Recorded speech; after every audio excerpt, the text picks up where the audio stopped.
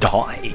Welcome to LEGO The Hobbit. We're doing Azog the Defiler, the third story mission. We're doing free play mode to get all the collectibles, 10 Minikits, 4 treasures, and 1 Blacksmith Recipe.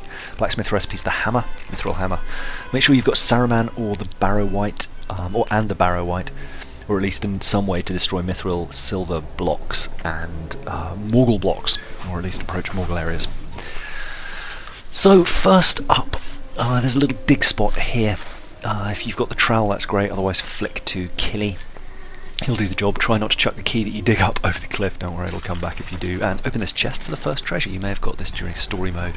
I know that I did on my other playthrough. That is the Camomile Teapot, which sends people to sleep. I love the way Saruman sleeps, just leaning back. Anyway, continue smashing around and we're going to grab the second treasure in a second.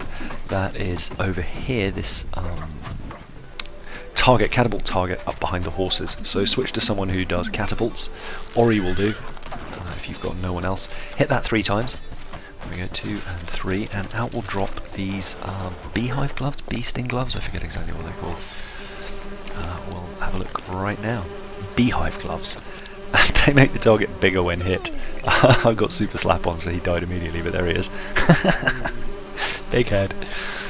Not much else to do here until we get up to the top level where you grab the apple. So push on through the level. You'll need to jump up here, smash that, knock the tree down, build that ladder to get across here where you'll pick up another dwarf. There we go, and learn how to make, dwarf towers, dwarf stacks. So head up there, sorry you're going to watch me mine as well, and when you get up here there's one Minikit here before you blow up the silver mithril block, so activate an elf, you don't need to shoot the arrows for this one, jump, jump, and jump again to snag Minikit number 1. There we are. Then flip to Saruman or the mithril fireworks bow or bomb blade or whatever, smash that, and head in here. Then there's a Minikit directly above you, so grab that for Minikit number 2. Then we're heading off to this statue here. There's 3 of these to smash, which will give you a Minikit. There's one there and then there's one on either side. But first, activate a dwarf and then flip to Bilbo with the Vorpal blade. Apologies if you can hear those kids screaming outside coming back from the swimming pool. Then build these blocks. That'll create a bridge across here to get to the Goblin wall. Watch out, it's pretty easy to fall off there and hit those spears. And those spears are a warning of what's to come. Activate the crank, which is going to lower a rope in the middle, which is going to be treasure number 3 behind there. There we go, but we got to do the other side as well. And there's a bit of tricky jumping in here. Watch out for those spears, they got me that time. You want to wait for them to disappear and then you should have plenty of time to climb up once they're gone, like that. Up there's Minikit number 3. And also, well no, that's it, because you've got the crank. Oh, and sorry, statue number 2. So smash up the statue as well. And there's statue number 3 for the 4th Minikit. What do we got here? There's an elf thing here. You've got to shoot some arrows in there. There's actually 2 slots, so make sure you don't miss the second. It's there. And then jump your way up. Now there's a tightrope at the back that's actually a bit tricky to see there. But walk onto that and you should be fine, and there's Minikit number 5 directly above you. Now this is a bit tricky to latch onto. It took me 6 or 7 goes to get onto it alone, and then with this trying to get onto the tightrope it's just a bit of a nightmare. Then going across here, a spear comes out there. You might be able to see it against me there. As soon as that disappears, climb across. Don't jump because you'll fall off. Just slide your way across and then drop down. B is the same button to activate cranks. Whatever it is for you. Anyway, activate that crank, then switch to the Witch King or the Barrow White or whoever to get behind that Morgul block for Minikit number 6. Now both these chains are descended from turning both cranks.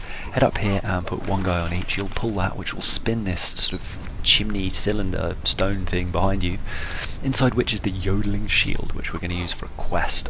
Sunken something, Sunken treasures, Sunken delights, Sunken, I don't know, I forget. But that Yodelling shield, oi oi oi oi oi, that's pretty much how that goes. It sounds like Saruman when he's just humming to himself.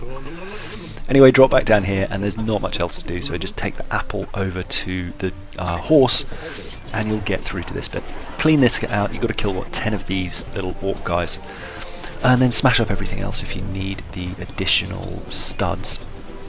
and you'll be left with a thing that you can set fire to. Don't worry if you haven't got anything to set fire with. Sam, who you unlock pretty much at the beginning of the game, can set fires. So grab him, set the fire there, and Minikit number 7 will drop down there.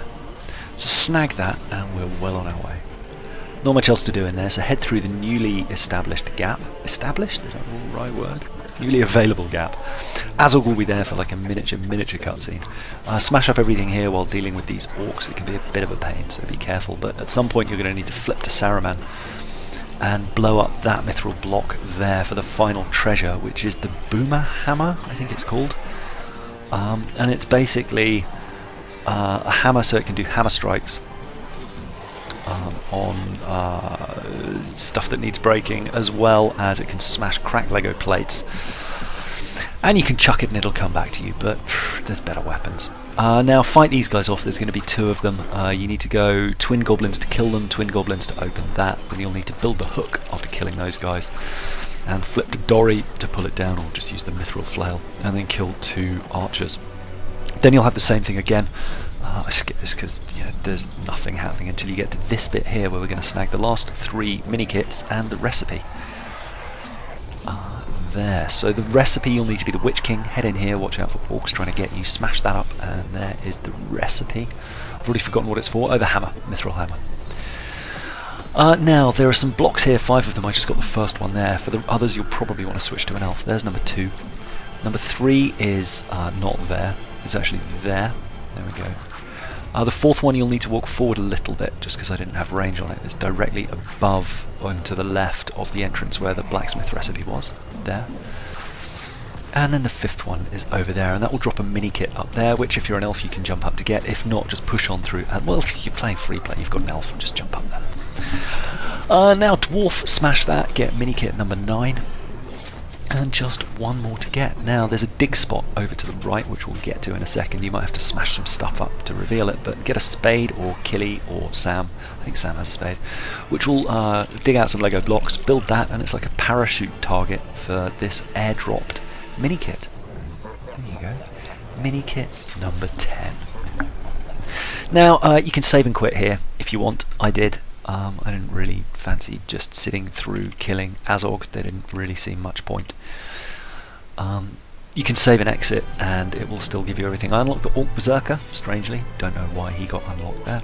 The Yodelling Shield, the Boomerhammer, Beehive Gloves, and the Camomile Teapot are your 4 treasures. And there's the Blacksmith design for the Mithril Warhammer. And the Minikit is some sort of mobile crossbow or ballista. Go and make your Mithril Warhammer. It's very big and pretty, but it certainly doesn't do anything we haven't done before. It just does what the guys with the big hammer do. No extra features there. Now we're going to head up to the world's strongest dwarf. You're going to want to fast travel to Erebor, there, and then follow the stud trail. It runs out about here, and I thought it might be that way, but it's not. Head over here. And then you'll need to smash these snowmen, who drop quite a lot of coins, which is quite nice, and then climb up here.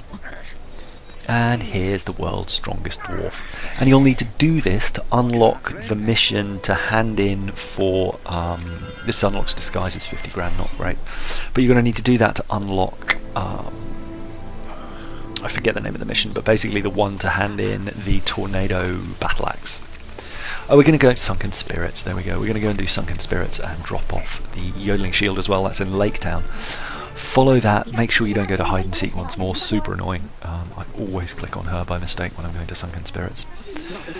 And there's Sunken Spirits. She'll give you a mithril brick for your trouble, and that's your lot. 10 minikits, 4 treasures, 1 blacksmith recipe for the Mithril Warhammer, red brick disguises, and a mithril silver for the Yodeling Shield. Anyway, on the left is an unexpected party, and on the right, the next mission, roast mutton. We're going to get all the collectibles in that. And we're going to get a dragon egg, which lights up dark places and lights fires, just in case you haven't worked out how to use Sam yet. Although I can't imagine you wouldn't have done. Anyway, I'm wittering now, so I'll see you in the next video. Lots of love, bye!